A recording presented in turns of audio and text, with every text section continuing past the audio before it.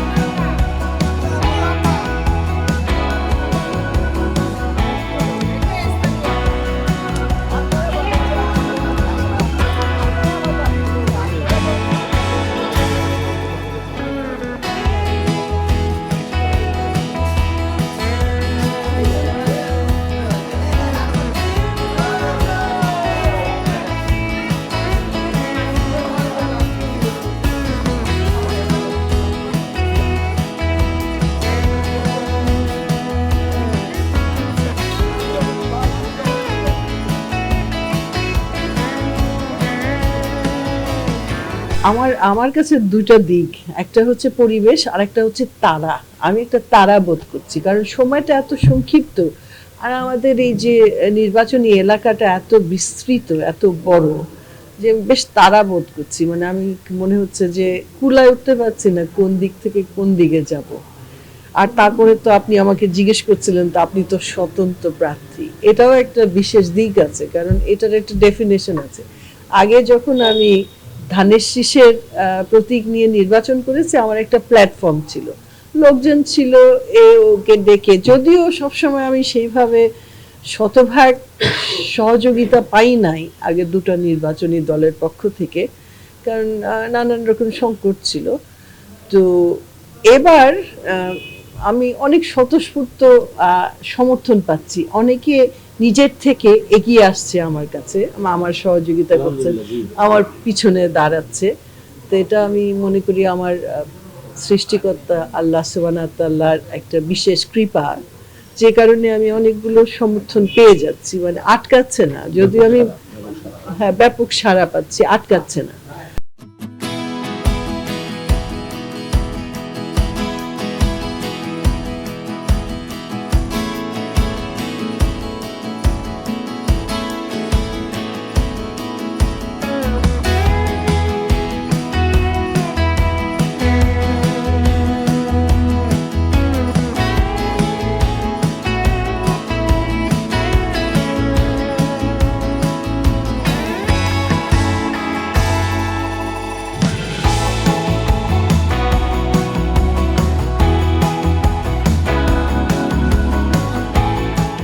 আমি কোনো দল বা কোনো ক্যান্ডিডেটকে প্রতিদ্বন্দ্বী মনে করছি না। জাতীয় পার্টি তো নাই, কারণ তারা তো প্রমাণিতভাবে তারা এই রংপুরের মানুষকে সঙ্গে বিশ্বাসঘাতকতা করেছে।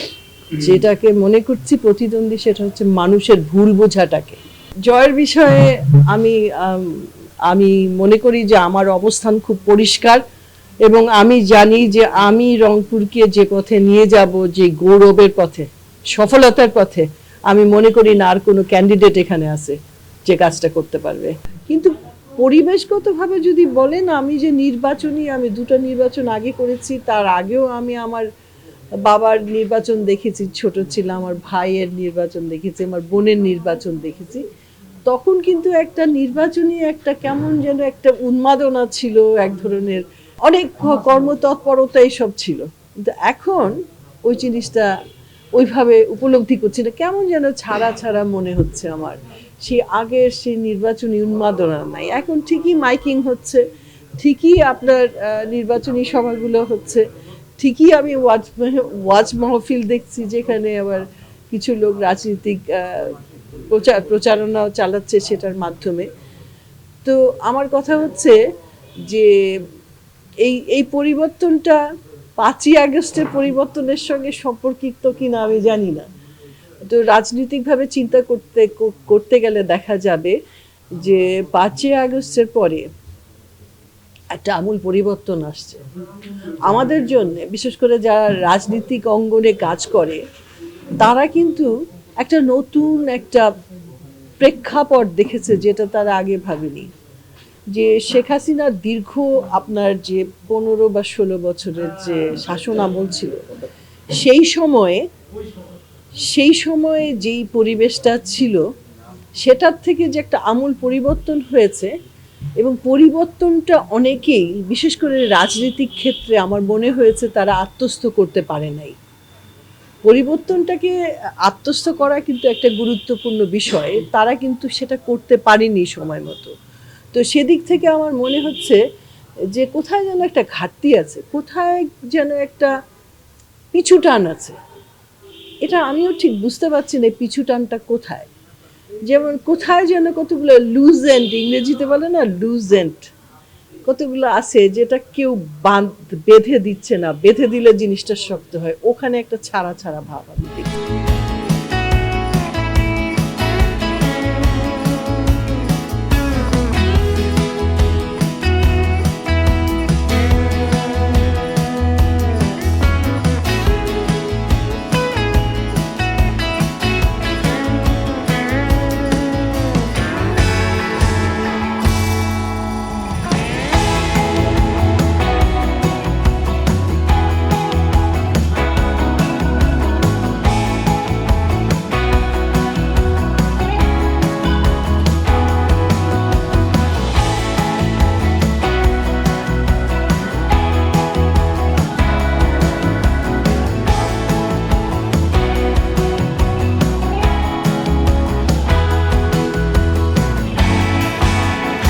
আমি 2-4 জনকে জিজ্ঞেস করেছি, খুব সাধারণ মানুষকে আমি জিজ্ঞেস করলাম যে আপনারা কি বুঝছেন, কেন এরকম, আপনার কি মনে হচ্ছে নির্বাচন নিয়ে।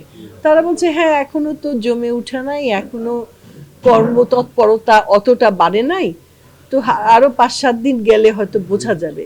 কিন্তু খেয়াল করে দেখেন আর 5-7 দিন পরে নির্বাচনের কতদিন বাকি থাকবে, সময় নাই, কিন্তু একেবারেই সময় নাই। তো সেই সব নিয়ে আমি বুঝতে পারছি না যে আমার অতীতের যে নির্বাচনী অভিজ্ঞতা তার সঙ্গে বর্তমানের যে পরিবেশ পরিস্থিতি, আর তারপরে যে কিছু চক্র, কিছু মহল কিন্তু চক্রান্তে লিপ্ত আমি দেখতে পাচ্ছি। এই যে চক্রান্ত করছে, এই যে সিন্ডিকেট আছে, বিভিন্ন ক্ষেত্রে বিভিন্নভাবে সিন্ডিকেটগুলো কাজ করছে, অর্থনৈতিকভাবে, রাজনৈতিকভাবে, এবং পেশাবৃত্তিক আইসোলেশন এই ক্ষেত্রেও কিন্তু তারা ভীষণভাবে কাজ করছে। এটা কিন্তু আমাদের জন্য একটা খুব শঙ্কাজনক পরিস্থিতি।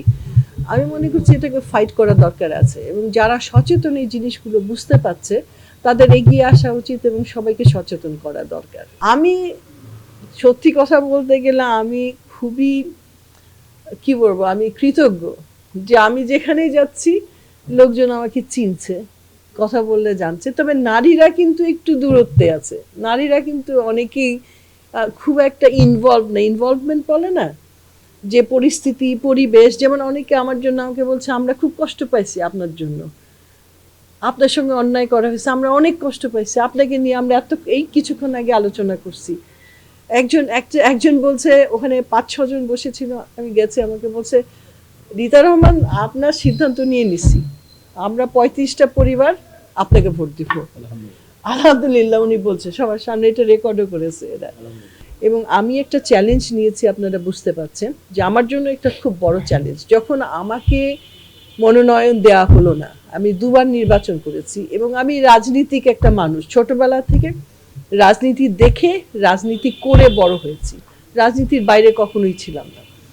তো সেই মানুষটা যখন মনোনয়ন পেলাম না, আমি সিদ্ধান্ত নিলাম যে না, আমাকে চ্যালেঞ্জটা মোকাবেলা করতে হবে। আমাকে যেন মানে ওরা অদৃশ্য করে ফেলেছে, আমি যে একটা দৃশ্যমান একটা জীবিত মানুষ তারা ওটা কনসিডারই করছে না বলে আমার মাঝে মাঝে মনে হয়। আমি যদি চ্যালেঞ্জটা না নেই তাহলে আমার কি পরিস্থিতি হবে, আমি তাহলে আর কোথাও থাকলাম না। এটা কিন্তু আমার দায়িত্বহীনতা হবে, কারণ আমার বাবার যে রাজনীতি এবং তার যে রাজনীতিক একটা ঐতিহ্য আছে সেটাকে ধরে রাখার দায়িত্ব কিন্তু এখন আমার। আমার নিজের পরিবারের তরফ থেকে অনেক সমালোচনা আসছে, বাধা আসছে, কিন্তু আমি কোনোটাই শুনি নাই। আমি দাঁড়াবো, স্বতন্ত্রই দাঁড়াবো বলে আমি মনস্থির করি।